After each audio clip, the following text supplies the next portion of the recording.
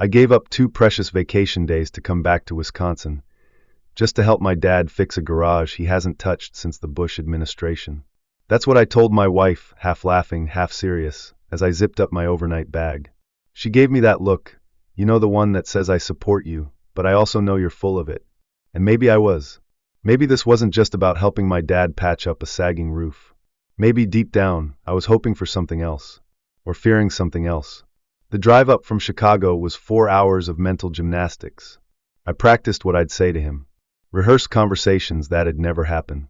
Imagined scenarios where we finally broke through the awkward silence of the last 20 years. None of those scenarios involved success. I hadn't been back to Greenfield in almost 5 years. The house hadn't changed. The peeling paint on the porch, the cracked driveway, the lawn that always looked just short of needing to be mowed. It was all the same. But it wasn't home anymore. Not to me. And then there was the garage. It leaned slightly to the left, like it was tired of holding itself up. The white paint had faded into a weary shade of yellow. One corner of the roof had caved in, revealing splinters and a spiderweb the size of a frisbee. Dad was standing in front of it, hands on his hips, staring at the structure like it had personally betrayed him. He didn't wave, didn't smile, just said, "You're late. Roof's worse than I thought." "Nice to see you too," I muttered, popping the trunk. By mid-morning, we were pulling out warped planks and rusted nails. The sun beat down through a hazy sky, and the air smelled like old sawdust and motor oil, a scent that always made me feel 8 years old again. We didn't talk much, just worked. I suggested using a circular saw to speed things up. He frowned. "You always in a rush?" he asked. I didn't answer. Because yes, I usually was. He handed me a crowbar. "Do it by hand. You'll feel it more that way." Whatever that meant. That afternoon, while he took a break, I walked around inside the garage, wiping sweat off my brow. I noticed a cracked pegboard above his old workbench. Half the tools were missing. One of the hooks held a small paper tag, yellowed with age. Scribbled on it, in his handwriting, were 3 words, "Mark's first wrench." I stared at it for a long time. I had no memory of it. I climbed a dusty shelf, hoping for some ventilation near the window, and found something wedged behind an old toolbox. A photograph, curled at the edges, stuck between 2 planks. It was me, maybe age 6, holding up a wooden birdhouse. I looked ridiculously proud. Standing behind me was Dad, one hand on my shoulder, his eyes locked on mine, not the camera. I climbed down slowly, heart thudding in my chest. I brought the photo outside and handed it to him without a word. He looked at it, smirked faintly. "You cried when I made you hammer your own nails," he said. "Said I was mean." "Yeah, well, you kind of were. I was trying to teach you to fix things. Build things. Stand on your own." I didn't know what to say, so I didn't say anything. He handed the photo back and walked into the house. That night, I couldn't sleep. I lay on the creaky twin bed in my old room, listening to the ceiling fan click like a metronome. That photo haunted me, not because of what it showed, but because I had forgotten it. Had I forgotten the moments when he tried? Or had I just stopped looking for them? The next morning, I found him already outside, measuring support beams with that same yellow measuring tape he's probably had since the 80s. "You overslept," he said, not looking up. "It's 7 a.m. That's what I said.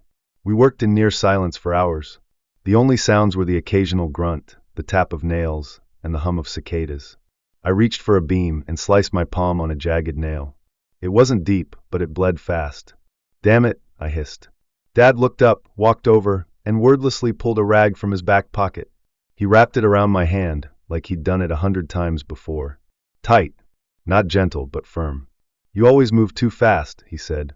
"That's how you get hurt." It was a nail, Dad. Not a life lesson. "Everything's a life lesson," he muttered, walking away. Later that day, I was clearing out a back cabinet when I stumbled on a small, locked metal box. It had a post-it note stuck to it, "Do not toss." Important. In his handwriting. I brought it out to him. "What's this?" He hesitated, more than I'd ever seen him hesitate before. "Open it," he said.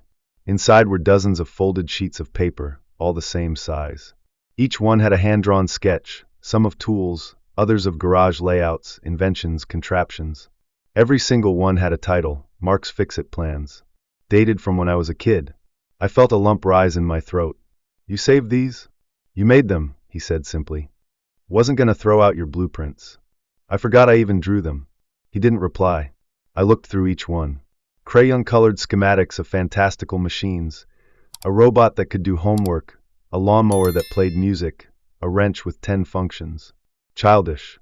Messy. Brilliant in their own way. I always thought you didn't care about any of this stuff, I whispered. He didn't meet my eyes. Just because I didn't say it doesn't mean I didn't feel it.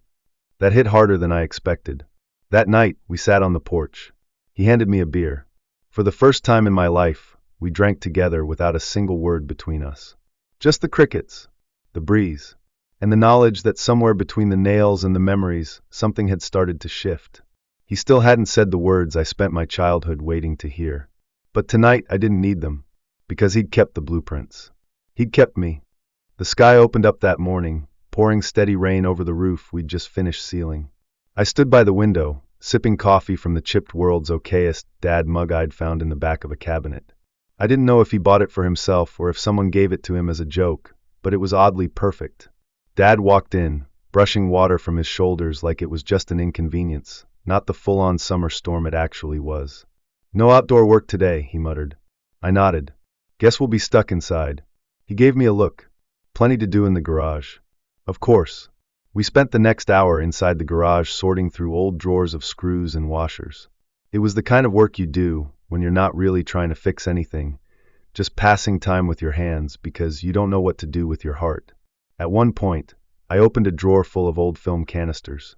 I held one up. "You still have this stuff?" He glanced at it. "Used to take photos before everything went digital." "I remember your camera," I said. "You always carried it to the county fair." He didn't respond. I opened a canister. Inside was a roll of undeveloped film, rubber-banded and labeled in faded marker. Marked June 1993. My throat tightened. "You never developed it?" I asked. "Couldn't afford it that month," he said too quickly. Then I forgot. I didn't push. But I wondered, how many memories of mine had he kept locked away in boxes and canisters, thinking they didn't matter because I'd moved on. We took a break for lunch. He made grilled cheese, the way he always had, burnt edges, too much butter, American cheese so processed it squeaked. We sat at the kitchen table in silence, chewing. Then out of nowhere he said, "You remember that summer you wanted to go to space camp?" I looked up. "I do. You were obsessed. Drew rockets on every wall." "Yeah," I said slowly. "I also remember you said no." He looked straight at me. "I said no because I couldn't afford it. But I never said I didn't want you to go." I set my sandwich down. "I know," I said, even though I hadn't known until this very moment. All these years, I'd chalked it up to disinterest. Another instance of him not seeing me. "I was scared," he continued, voice low. "Scared I wasn't giving you enough. Scared you'd grow up resenting me." I swallowed hard. "I did. For a while." He nodded. "I figured." We didn't hug. We didn't cry. That wasn't our language. But it was the first honest conversation we'd had since I was a teenager. And it was enough to loosen something inside me that had been stuck for years. That afternoon, the rain slowed. We cleaned the garage together. He handed me a sanding block, and for 2 hours we worked in rhythm, smooth and steady. Not as father and son, but as men, flawed, stubborn, finally aligned. At one point, I dropped a socket wrench, and it clattered loudly across the concrete. I cursed under my breath. He looked over and smirked. "Still rushing. I get it from you." He didn't deny it. Later, I found an old Polaroid taped under a drawer. It showed the two of us, me maybe 8 years old, sitting in a cardboard rocket, wearing a colander on my head. He was behind me, pretending to push the rocket. He looked happy, genuinely happy. I turned the photo over. In faded pencil, he'd written, "Launch Day." He said I was the best co-pilot in the galaxy. I didn't show it to him, but I tucked it into my wallet like a compass. Because for the first time in my life, I wasn't lost. The sun was back the next day, golden warm like nothing had happened. But something had. I felt it in my chest, lighter, like a knot had finally been untied. We spent the morning screwing in the final panels, oiling the hinges, repainting the garage door. By noon, it looked less like a patchwork of old memories and more like a second chance. As I stood back, admiring the final product, Dad handed me a small, grease-stained envelope. "What's this?" I asked. "Something I forgot to give you." I opened it and pulled out a folded blueprint. My childhood handwriting was still there, crooked and confident. The dream garage for Dad and me. I looked at him. He was staring at the garage like he was afraid it might disappear. "You kept this?" He nodded. You were 10. Said we'd build it together one day.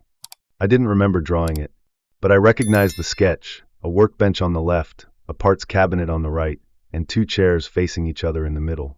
I turned to him. Why now? He shrugged. Maybe because I finally realized it's not too late.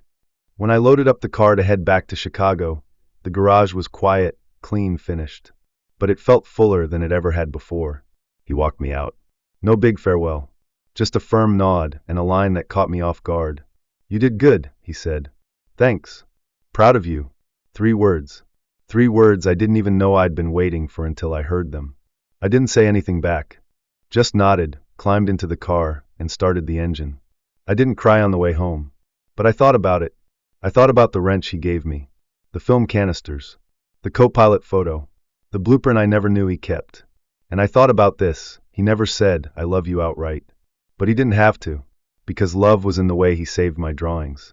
In the way he wrapped my hand without asking. In the way he waited, quietly, stubbornly, until I came back. My father didn't change overnight. He's still quiet. Still blunt. Still him. But I finally stopped asking him to speak my language. Instead, I learned to hear his. And in doing that, I found the family I'd been looking for all along.